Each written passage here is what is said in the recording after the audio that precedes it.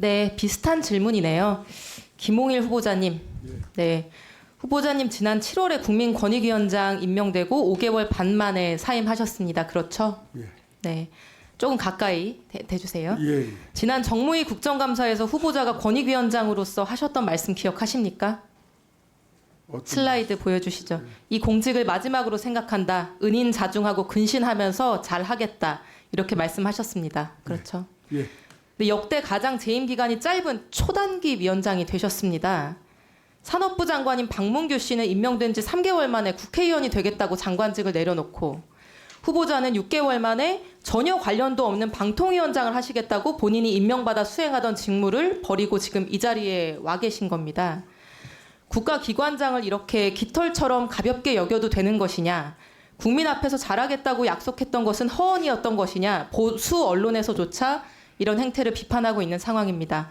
그 자체로 무거운 국민권익위원장의 공직을 6개월 만에 내려놓은 것에 대해서 국민들께 정식으로 사과하실 생각 없으십니까? 아까 말씀드린 것처럼 권익위원장이든 또 방통위원장이든 국가와 국민을 위한다는 점에서는 차이가 없다고 생각을 합니다. 권익위 기능과 위상을 빠르게 정상화할 수 있는 책임자, 적임자다 이런 이유로 임명이 되셨는데 6개월 만에 본인 자리를 내려놓고 지금 이직을 하시는 상황입니다. 이 책임감 없는 단기 이직에 대해서 사과조차 하실 생각이 없으신 건가요? 빨리 그렇게 그만두게 된 것에 대해서는 저도 아쉽게 생각하고 국민들께도 이렇게 죄송한 마음입니다. 네, 후보자님. 솔직히 방송통신위원장 별로 안 하고 싶으시죠? 속마음은 안 내키시는 거 아니에요? 그렇지 솔직히. 않습니다. 그렇지 않습니다.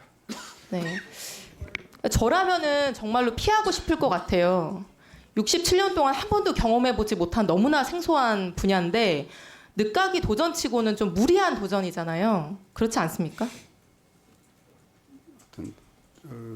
성심껏 정성껏 하겠습니다. 저는 공직이 개인의 도전 욕구를 충족시키기 위해 존재하는 건 아니라고 생각을 합니다. 대통령께서 보낸 인사청문 요청사유서를 보면요. 2장도 안 되는 짧은 문서인데 요청사유가 이런 겁니다. 검사로서 수사 역량 인정받았음. 근데 이게 제일 이상한데 어려운 가정 형편에서 자수성가한 인물임. 그래서 미디어 복지를 구현할 적임자임. 법조인으로서 법률 전문성을 토대로 잘할 거다. 이게 내용의 거의 전부입니다. 법률 전문성과 수사 경험을 방통위원장으로서의 자질과 능력의 근거로 얘기하는 내용인데요. 법률 전문성 말고 다른 어떤 지식이나 경험은 없다고 답변을 하셨기 때문에 후보자의 일생인 27년간의 검사 생활 그리고 10년간의 변호사 생활을 볼 수밖에 없습니다. 슬라이드, 방금도 나왔던 자료인데요. 방송통신 분야 수사 경험 없음, 변호사 시절 변론 경험 없음, 그 외 관련 경력도 없음. 그러니까 말하자면 문외한이신 거죠? 경험 없습니다. 네, 문외한이라고 하는 겁니다. 그거를. 이렇게 문외한인 분이 어떤 분야의 총괄 컨트롤 타워가 돼도 되는 겁니까? 대한민국이 이렇게 운영돼도 되는 건가요? 방통위에 많은 전문가들도 계시고 그리고 제가 이제까지 쌓아온 그런 법률적인 전문 지식이나 그 다음에 규제와 관련된 그런 경험을 토대로. 네, 후보자님.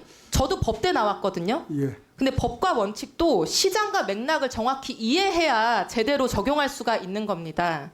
슬라이드 보여주시죠. 다른 경험들이라도 직무에 도움이 될 수 있을지 한번 여쭙겠습니다. 27년 동안 주로 강력부, 조폭 때려잡고 마약 수사하고 그걸로 정말 유명하셨던 것 같아요. 조폭들 소탕했던 경험은 방송통신위원장 직무에 어떤 방식으로 도움이 될 거라고 생각하십니까? 수사야말로 가장 중요한 규제의 하나라고 생각을 합니다. 수사하듯이 방송통신 규제를 아닙니다. 하실 건가요? 댓글에 이런 내용이 있습니다, 후보자님. 그런 얘기가 아니고요.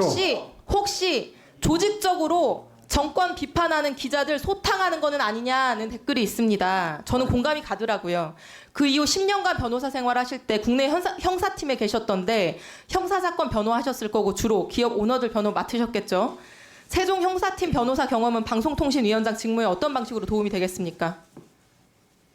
혹시 방송사 사주들 편들어주고 변호하는 데만 도움되는 거 아닙니까?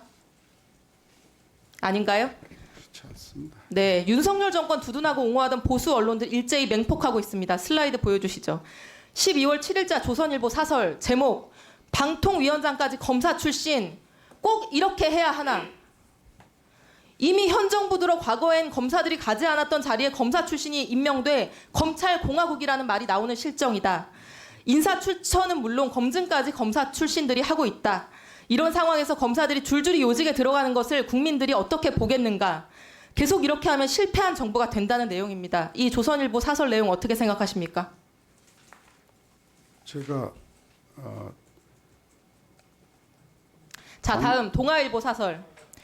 12월 7일 동아일보 사설 제목 방통위원장 왜 대통령 선배 검사인지 설명이라도 해야.